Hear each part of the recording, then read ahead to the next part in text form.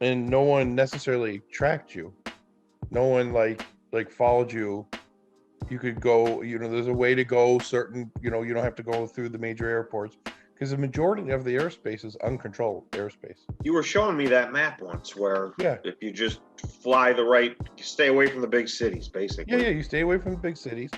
So you can only go up, no more than 18,000 feet, but you can go up to 18,000 feet. But no one tracked it. No one knew where you were. No one did anything. And it was a sense of freedom. You know what I mean? Guess what? Gone. Check. Gone. That's nuts. And if you're caught, so I went to church yesterday, and a good friend of mine is in charge of the aviation in Gwinnett County. He's the captain in charge of it, the team of pilots that they have. They got planes and helicopters and stuff like that. I was talking to him yesterday, and I go, hey, I finally decided I'm going to finish my license here. I'm going to try to finish it in the next 2 weeks. He goes, oh, that's awesome. He goes, you want to hear something funny? I said, yep. He goes, yeah, I was called by, I probably shouldn't even tell. You know what? I can't tell the rest of that story because I don't know if it's been released yet. But he worked with Homeland Security. And I forget, he always tells me stuff that I'm not supposed to know. And he works with Homeland Security all the time. And he just like, yeah, look, this went down. And I was like, what? Are you kidding me? But they were able to track somebody and they didn't even know it. That's what is even scarier. And they were able to track somebody. And I'm just going to say people ended up in handcuffs and arrested. And that's one of those double-edged swords. There's a good side of that, but it's just another thing that feels like a freedom taken away. Oh, yeah, absolutely. I mean, you probably didn't even know that you could fly to New York. I mean, as long as you're not doing anything international, they don't care. And you're not. But here's the funny part of it. You're not talking to a controller. You're not talking to anybody. You see what I mean? You're not even talking to air traffic control? Yeah, as you're flying, you're not talking to anybody, but it's being recorded. It's like a tracking device on your plane, on your car. And you have to have it. You cannot take it off. Yeah, that's going to be next. Is they're going to... And how about this one? You're right, it is, because this is probably the test of it. If you have a problem, this person, there was a 78-year-old flight instructor, and she's an FAA inspector, so she would give check rides for people. She just lost her license because during COVID, nobody's on the roads, nobody's doing anything. So she's out someplace in the West, and she flew under a bridge. Well, right before she flew under the bridge, she turned off that tracking device. Oh, so just for turning it off. Yep. They're yanking it. And there was a camera on the bridge. Now think about this. There's a camera on a bridge pointed below to get any planes that do this. And she's the poor dumb son of a bitch that lost her license. 78, she's had it for 50 years. Unbelievable. Yeah. I'm sure a part of her died when she lost it, you know what I mean? Yeah, that's brutal. Isn't that insane? How big are these bridges that people are flying under the bridge? Oh, they're huge. Oh, they're awesome. It's especially in Letchworth State Park when the leaves change. You can go down into the gorge. Oh, it is amazing. I mean, you're talking, Or so 500 feet. 500 feet. I'm sure it's considered dangerous, but it's not that dangerous, Everything's dangerous. Yeah, but dude, it is, it's just one of those cool things you do, and not no more, One last thing. If they start tracking my driving, I'm going to quit driving. I mean, what do they want to know? You going to the store or to get food? Which restaurant? Well, think about it. They could track your speed. They could just start getting speeding tickets every day. Well, they were doing that in some spots. You know that, right? They had cameras in Naples and they took them down. Everybody was so pissed. No, so was it to give a speeding ticket? Yeah, they had cameras at Yeah. the stoplight, at the red lights. Oh no. So in some place, and I don't know where it was, they would actually, if you were speeding, you got a ticket through the camera system. Yeah, that's It's coming. everybody speeds. So then they got to raise all the speed limits. So okay, let's get into it. Let's talk about Tesla first. I think it was Wednesday. It might have been Tuesday or Wednesday. Like a doctor and some professionals were driving along in their car, a Tesla, I don't know which model or anything like that, and something happened and a battery exploded. Don't know why. They're not saying. I don't know why. It caught on fire, right? No big deal, but it exploded, and the fire was so hot that it vaporized the two people inside the car. Whoa. The fire was so bad that the fire department had to call Tesla to say, hey, how do we put this fire out? Which chemicals? Because chemicals we're using will not work. Wow. Yeah. Isn't that insane? And everybody loves the Tesla and the self-driving cars, which, I do too. Don't get me wrong. But I didn't even hear about that one. Yeah, I know. No one has. They're trying to hide it. There's a guy named, and if people want to understand self-driving, I have looked into self-driving. I understand self-driving probably better than most. You need to go YouTube a guy named George Holtz, and I think it's spelled Hoyt, George Holtz. And he's a younger kid. I think he just turned 30. Great kid. I don't know why. I just love listening to him. And he's a righteous dude. But he's a programmer, and he actually worked for, he's either Google or Microsoft in their division. And he's like, guys, you're doing this all wrong. We don't want a self-driving car because what does they say? Not having money is the invention of all things.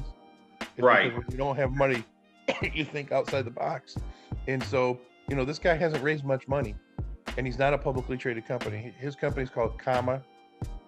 It's called Comma IO, IQ or something like Comma IQ. Oh, I bet it's IO is the tech extension. Is it IO? Okay. So what he's done is he's broken apart phones, old smartphones, and he's made these phones to go right underneath your mirror, and it visualizes you that you're paying attention, and then it visualizes the road, and it's able to predict the road, and it processes it and keeps your car in line on the road and stuff of that nature. And we're talking, I think they said they just went over like 20 million miles driven now. But the way that Tesla and all these other guys do it is through satellite GPS. Okay, so you got all these satellites up in the orbit, locating this car, and his is doing real-time tracking of his car without a satellite uplink because he can't afford it. You know what I mean? He has a satellite, he has a cell service uplink. What's amazing though is he is so far ahead everybody else because of what he's doing. He's just using real driver information and tracking the cars. And it was really neat because they had one in Germany and got really bad with the traffic, and it did really well. And I mean, these are isolated incidents, but my point of this is he has a technology that he might have spent 10 or 15 million dollars, maybe even more. Hang on a second. Sorry. So anyway, so I don't know where I was, and yeah, but he spent no money. The other company, he was telling me he went to some, they have conventions and stuff like that, and he's listening to these budgets, billions and billions and billions of dollars, and it's like, why are you spending this? That's because they have it. Mm-hmm. You don't know, Rob, I don't know if you remember, we talked last week about how much money these guys have. Yeah. I mean, it's funny because he's just in San Diego, and I encourage anybody to go look him up if you like Tesla. And why we should start calling Tesla the big fail, because at some point in time, these subsidies, which the only reason Tesla makes money is because of Bitcoin and subsidies. That's it, guys. You know, I mean, don't get me wrong, Tesla's cool and it's awesome, but and look they just sold out of all their cars. Did you hear about that? Well, I think this stupid chip shortage is killing everybody. Oh yeah. That boggles my mind that we've allowed a worldwide chip shortage, so we can't make cars anymore. It's ridiculous. I don't think it's as bad as everybody's making it sound, by the way. Oh, I'm sure it's not. It never is. Those are always hyped up beyond belief. Hang on again, sorry. Bitcoin electric is like more electric than the whole country of Sweden. They came up with Sweden, all these other little countries, right? I was gonna say Sweden's a tiny country. I know. So, so they're gonna probably form a committee here. So what they have to do, to be fair, they can't compare it to the output of another country. Compare it to the output of another industry. Yeah. You know what I'm saying? How much energy does it use compared to how much the electrical vehicle car makers use? Right. That would be a fair comparison. And if it's like, if they're going to find out, by the way, it's probably the same or less. So are electrical vehicles bad because they take a lot of energy to make?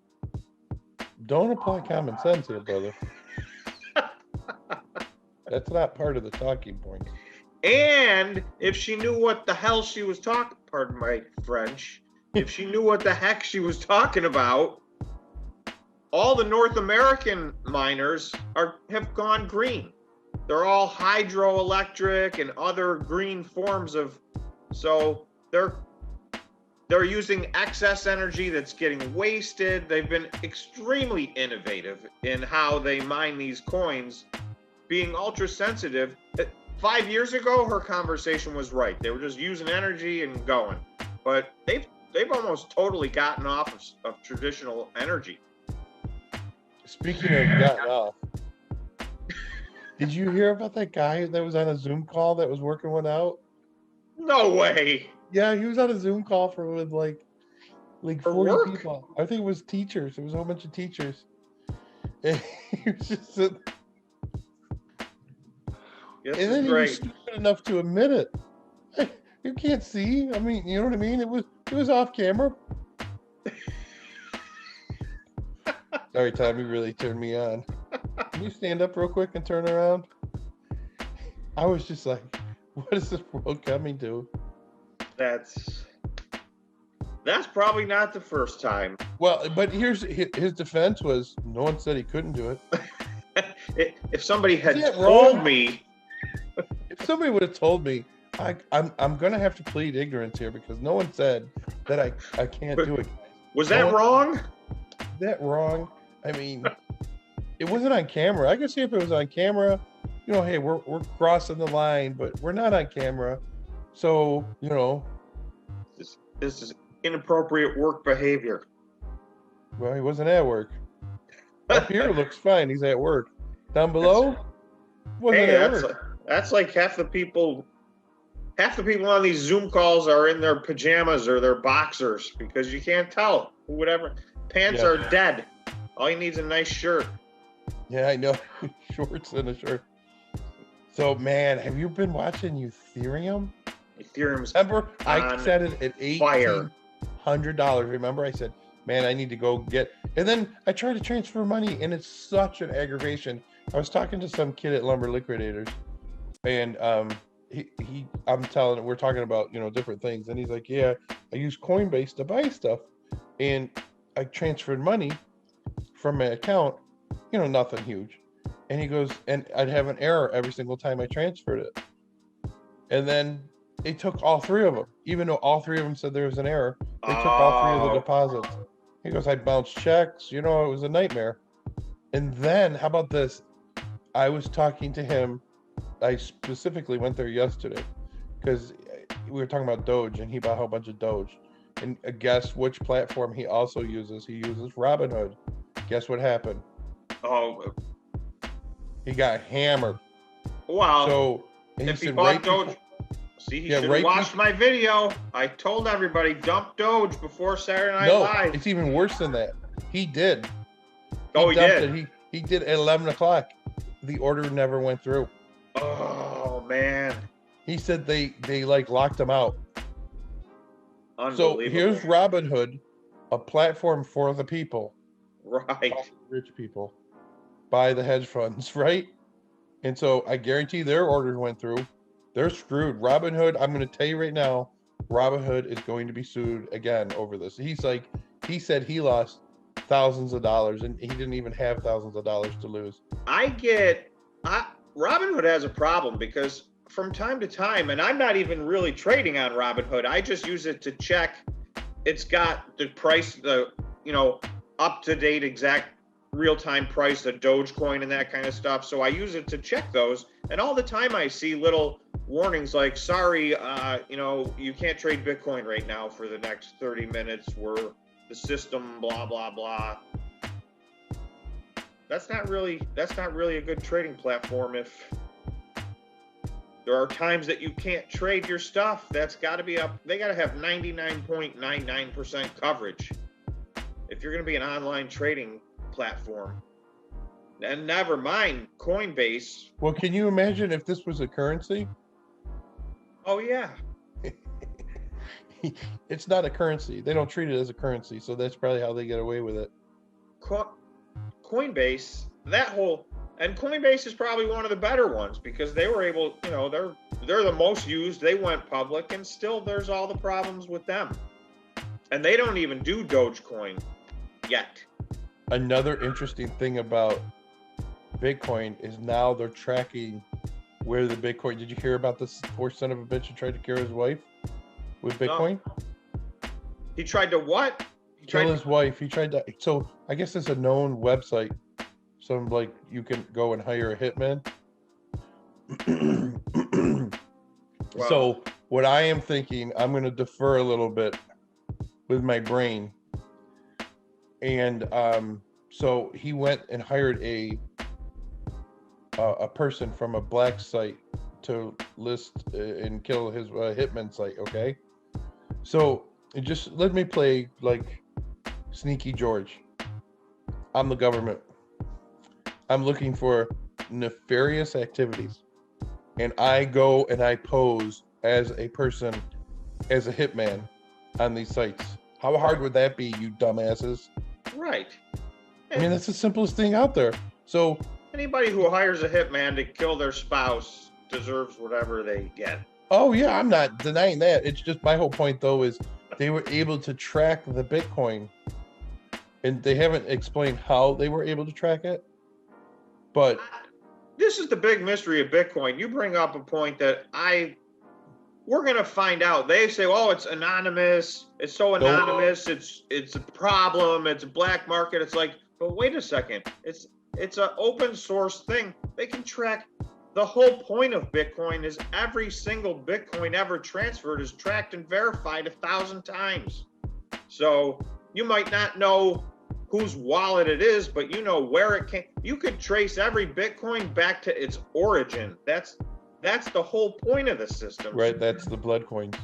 At some point in time, the blood coins are going to be worth less than the coins that are being mined over here in the United States or Canada or the other countries. And they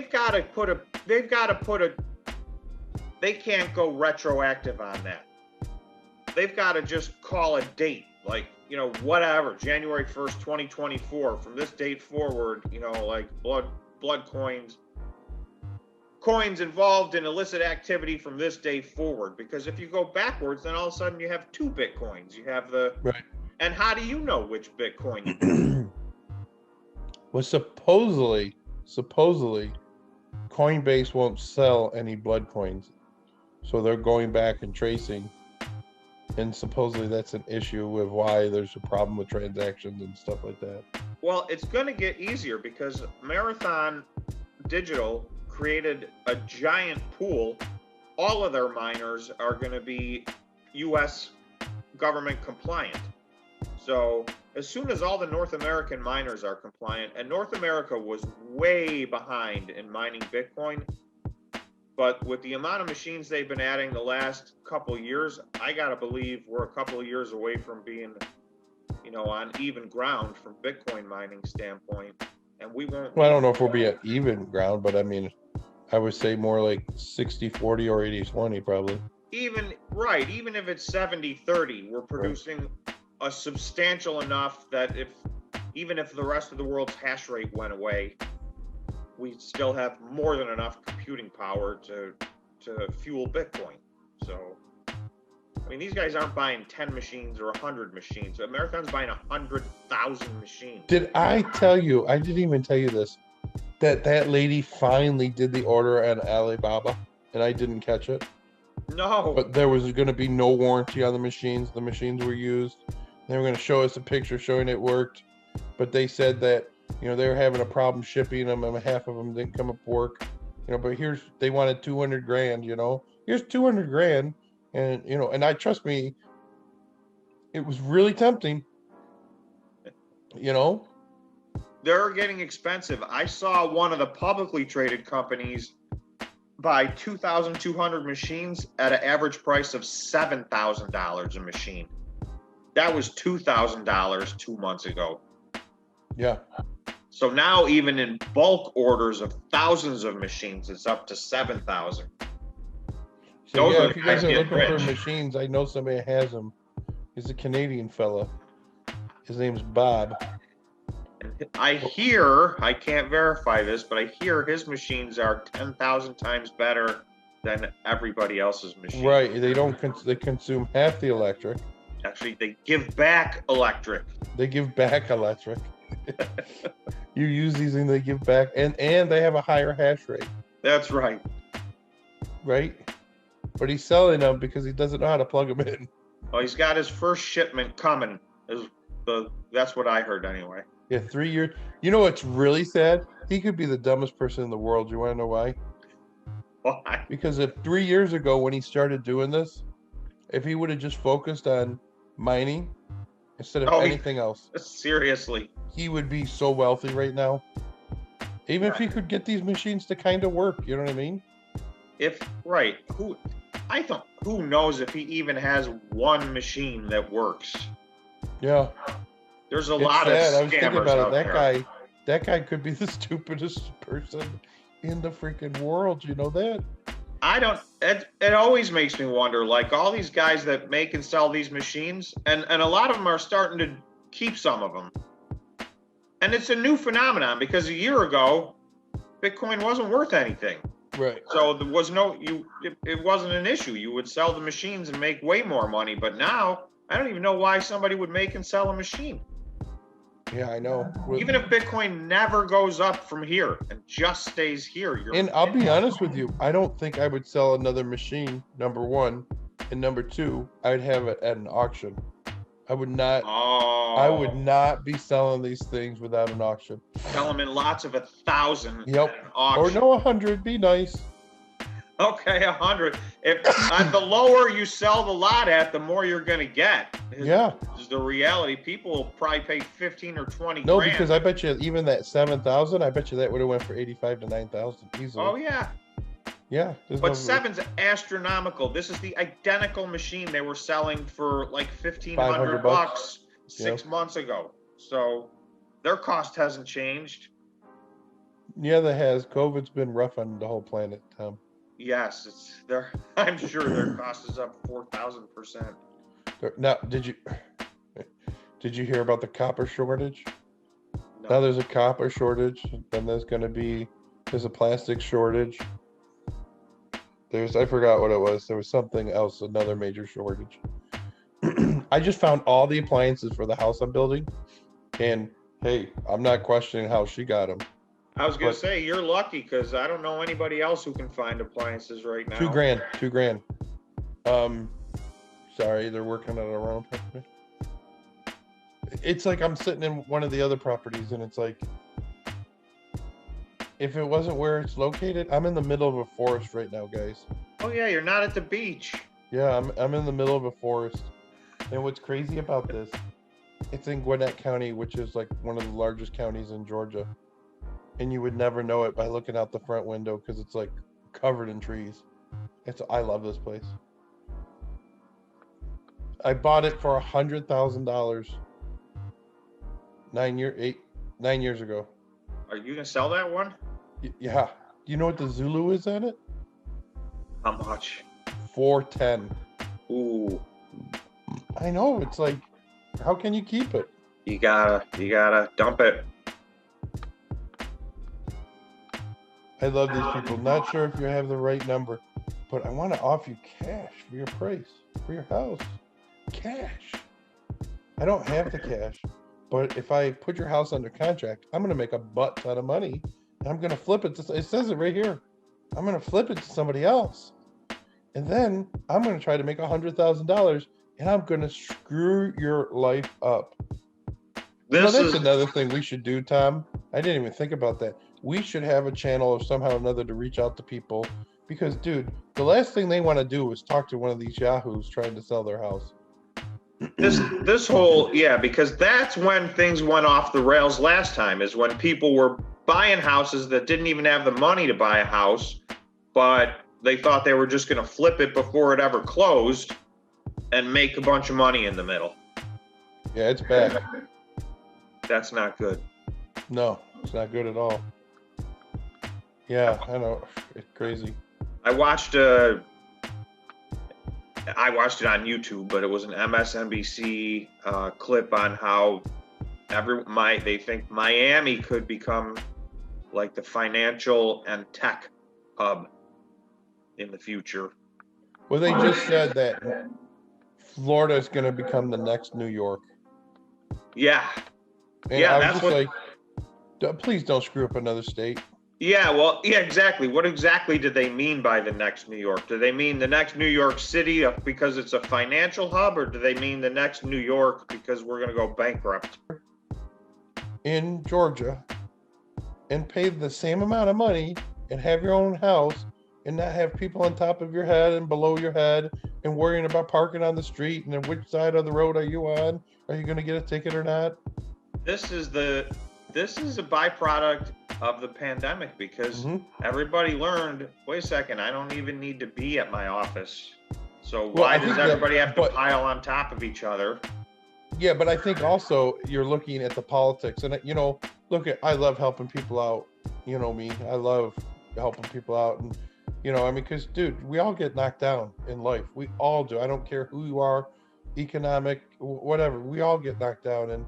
And being in the reason this country is great is because when people get knocked down, they get a hand up to get better. And I mean, trust me, I know there's circumstances. I could tell you stories in my life how I was wrong and how the government or whoever was against me, right?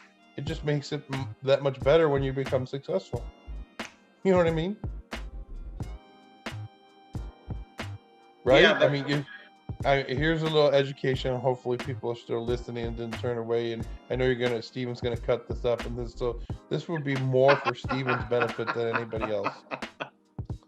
And here it is. You ready? If you believe it in your heart and you visualize it and you write it down, and this is what I did when I was not successful.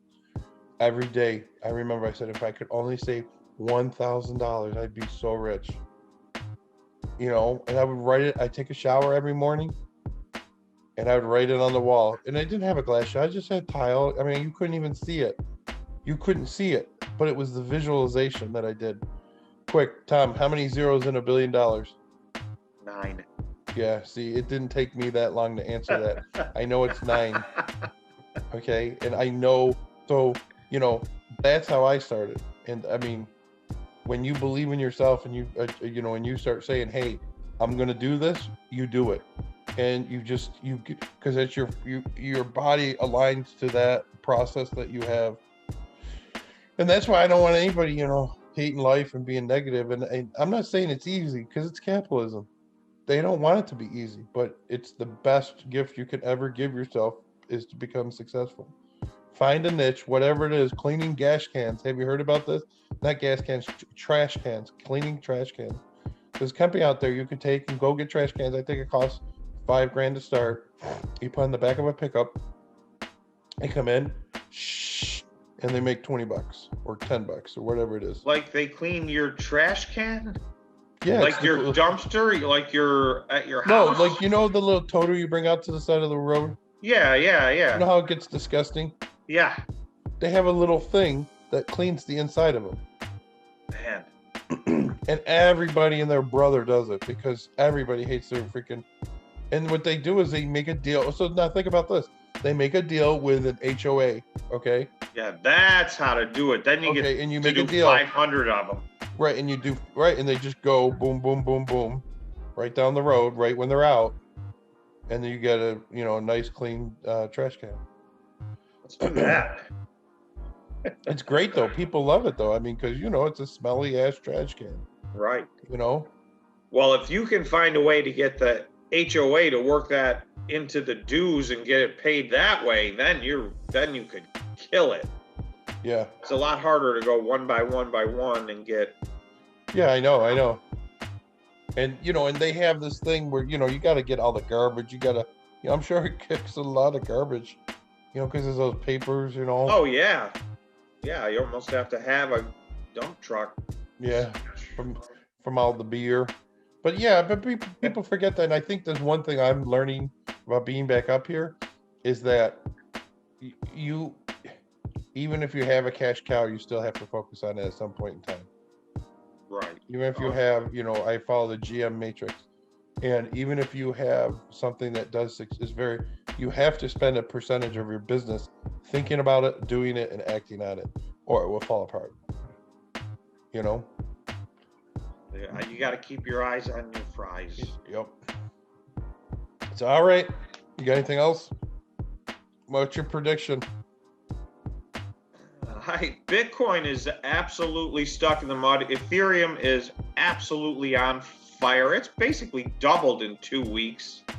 And the stock market, all the stocks everybody's interested in are still struggling. I think there's a bunch later this week. I think we should give some stock